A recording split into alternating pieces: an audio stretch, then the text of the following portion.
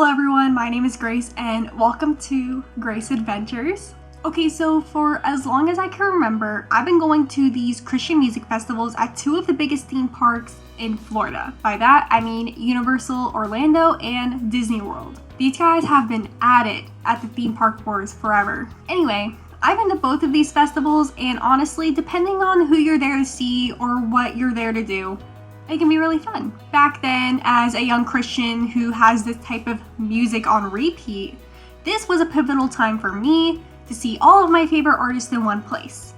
Or just to ride all the rides you can without buying an annual pass. That place for me was either Universal Studios or Disney's Magic Kingdom. Now, this is a video not to judge or hate the Christian music industry because there are some bops, but more about the intense conflict between Disney and Universal. I understand this isn't everyone's cup of tea when it comes to this music. That's why we're mostly just focusing on the parks. And with that, let's get into this video. Both parks have their respective names for their Christian music festivals. Universal's Rock the Universe and Disney's Night of Joy. The very first park to start a Christian music festival was Disney's Night of Joy back in 1983. Normally it was hosted in Magic Kingdom each year, but the occasional switch and change of the park venues, including Hollywood Studios in 2008 and 2009, and ESPN in 2016 and 2017. This event was so popular it sometimes sold out, and the performances were broadcasted on channels like Trinity Broadcast Network, ABC Family, and the Hallmark Channel for certain years. Then in 1998, at one of the heights of the theme park wars between Disney and Universal, Universal created a Christian music festival to directly compete with Disney. Both festivals had theirs on the same weekend in September, usually the first or second week. Another Christian music festival called Cornerstone, Florida appeared from 2003 to 2007, but did not last. I was looking through the event lineup, and the lineup does not compare to what Disney and Universal had each year, but it was cool because local Christian bands were allowed to play, along with big named ones too. Speaking of not surviving, sorry to break the news, but Night of Joy doesn't even exist anymore. Aww. I know. What, you may say? Why, you might ask? Well, good questions. But it's as vague as it gets. Back in 2017, a Disney spokesperson said that they are continually changing their offerings. For the last 2 years of its existence, Night of Joy was held at ESPN to expand more on the activities for their guests. There were now Q&A sessions with the artists, inside seating with the VIP section, family-friendly athletic competitions, a fan fest with Giant Connects 4 and chessboard athletic games, and most importantly, protection from the unpredictable Florida storms. Now, there are many rumors I found circulating around the internet on why Night of Joy might have been canceled. Hurricane Irma hit Cujo Key, Florida on September 10th, 2017 as a Category 4. It made its way to Marco Island as a Cat 3, then in the morning of September 11th, Irma hit the Tampa area as a Cat 1. Tampa to Disney is about an hour's drive away without the I-4 traffic. I like how I know that. Night of Joy 2017 was taking place on September 8th and 9th.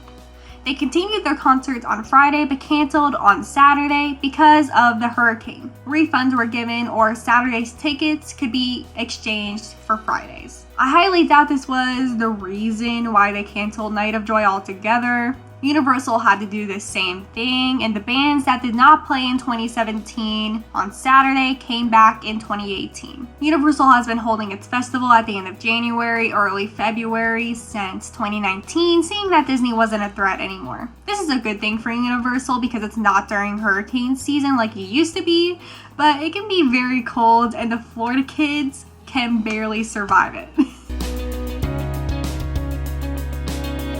I'm not going to dive deep into this one because the main topic is the theme park wars between the two head honchos. Disney has their own agenda and beliefs. Even if this is true and they stopped Night of Joy because of their beliefs, this event would have gone way sooner than 2017, and Christians going to this event would have spoken up in larger numbers. Or maybe not.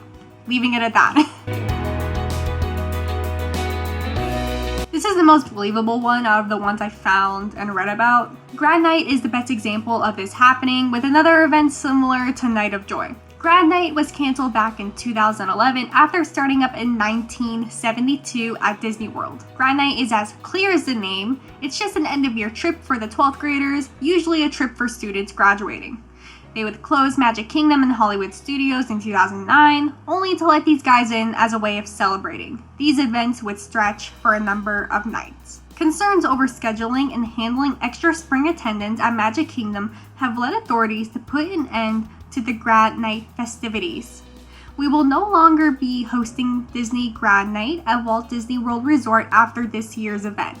With more leisure guests visiting in the springtime, it's become challenging to schedule special events during April and May. Thomas Smith, social media director of Disney Parks, stated in the Disney Parks blog. At least there was a clear answer here. Disney has their priorities and good for them, but it is something that the graduating students did look forward to. There's a possibility Night of Joy was starting to get too expensive to operate, or they found better ways to obtain more profit, like Mickey's Not So Scary Halloween Party, which happened after Night of Joy. Maybe they wanted to put more time and effort into something that is Disney themed. Now Universal has both their own version of Grad Night called Grad Bash, aimed at high school seniors, and Grad Venture, aimed at middle school graduates, which started in 2012. It seems like if Disney can't offer it anymore, then Universal will swoop right in and take those consumers. And here's a bonus one, the rides. So this one is taken from a personal point of view. When I was in youth group or around younger people going to these events, most focused and still focus going on the rides rather than seeing the musicians. I'm not saying all kids are specifically going to Rock Universe or Night of Joy just to hit every ride, because I was the one who wanted to be in the front row for the concerts, and I most definitely was, or pretty close to them. But that doesn't mean I didn't go on the rides in between performances or halfway through a concert. I couldn't find any attendance numbers for Rock Universe or Night of Joy, but I bet that Disney moving Night of Joy to ESPN might have been a big attendance hitter. I remember we specifically didn't go to Disney in 2016 because they changed their venue. And a good thing, because I saw so many of my favorite artists at Universal that year. Alrighty, so now we're going to talk about the prices. Just like Halloween Horror Nights or Mickey's Not So Scary Halloween Party, no park pass was needed to enter. This was a separate ticketed event. There was an option to go Friday or Saturday, or both days. This is honestly a pretty cheap event, especially to see all of these famous artists or bands in one night at a theme park. Back in 2014, 10 years ago, I found the price for both of these tickets. For a one-night ticket at Night of Joy, it costs $59 and $99 for 2 nights. While at Rock Universe, a one-night ticket was $54.99, and for 2 tickets, it was $85.99. Disney and Universal both had their add-on deals, like fast passes, group tickets, and admission into their parks during the daytime. Let's see what they would add up to today with the help of the inflation calculator. The Night of Joy one-day ticket would be about $76, and the 2-night ticket deal would be about $128 if bought in January 2024. To adjust with the 2014 prices, the Rocky Universe's one-day ticket deal would be about $72, and the 2-night ticket deal will be about $111 if bought in January 2024. Wow, and I was about to pay $150 to see NF at Amalie Arena. Now compare this to the one-day ticket deals to Universal and Disney. Now, I know Night of Joy doesn't exist anymore, but we can still compare Rock Universe. The prices back in 2014 are pretty similar to what they would have been in 2025. Honestly, Rock Universe could be a steal for you, especially if you only wanted to go to Universal Studios once a year, or if you wanted to see multiple artists in one venue. Now, from experience at both of these events, I know how crazy it can get.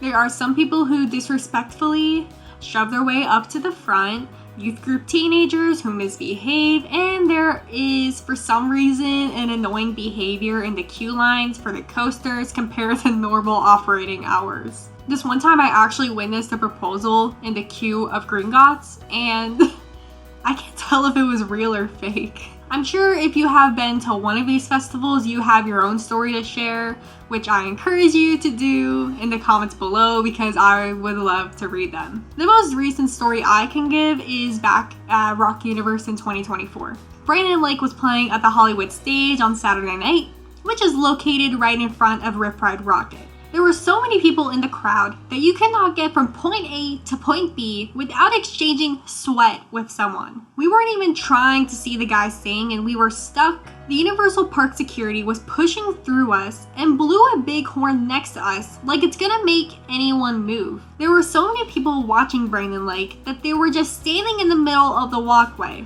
Eventually we just had to nicely shove our way through the crowd to get to the fresh air. If you consider going, I highly suggest you go on Friday. The Friday night bands might not be as popular as Saturday, but it is less crowded. You can get closer to the front a lot easier too because after a band is done, the crowd usually clears out, and people don't usually clear out on Saturday. Saturday is all territorial. Saturday has traditionally hosted the big bands like Skillet, Casting Crowds, and Brandon Lake, which ultimately drive more people into the park. There are probably two reasons why you come to Rock the Universe. One, to watch the bands, two, to ride the rides, or both, or a bonus to impress the girly youth group. I know some people aren't interested in every single band and people head straight for the rides and they will observe a song or two as they pass by. You will have a chance to ride most of the rides by the end of the night without a fast pass. Some of the rides might not be open like Fast and Furious and Race Through New York. The ones with the longest queue line will definitely be Rip Ride Rockit, Mummy, and Gringotts. Regardless, I recommend you watch at least one band all the way through, even if it's not in the front row. Some bands play at the same time as others, so you might have to pick and choose who you want to see. Research them and see who interests you most. Universal does a great job at finding diverse music genres in the Christian music industry, and people at the fan zone stage are just as fun as the big name bands. I think it's kind of funny that Disney and Universal have been battling with each other even before I was born, and I'm pretty old. I think Disney had some sort of intention with starting Night of Joy, whether that be to bring in more money or to gather these famous Christian artists in one arena for everyone to enjoy. In the end, these two Christian music festivals have created some great memories, not only for me, but also the event goers too. At Rock the Universe, I remember being in the front row for Family Force 5 and seeing NF before his rapping career really took off. At Night of Joy, I enjoyed the great tunes of Third Day and ran through Magic Kingdom with my sister while listening to Skillet play, specifically Not Gonna Die, so we would not be late to our youth group meeting time. With the focus on Universal's Rock Universe, they still have a lot of additional experiences, like a Sunday morning type worship experience in Universal Studios that I've never been to. Autographs from musicians performing that night, fast passes, food, and rides.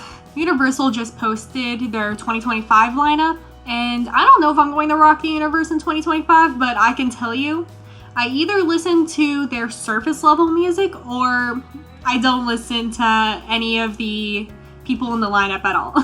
More of the songs I listen to are from the 2000s or the mid 2010s, or I just straight up listen to hymns, besides Consumed by Fire. Their music is super fuego. With the opening of Epic Universe coming soon, keep an eye out to see if events like Grad Bash or Rock Universe evolve or even diminish. Universal has a busy future ahead of them. And with that, I just want to thank you guys for watching. Comment below your thoughts and experiences at Night of Joy and Rock Universe. I would love to read them. And again, thank you guys for watching Grace Adventures, where every day is a ride, and may your next adventure be epic.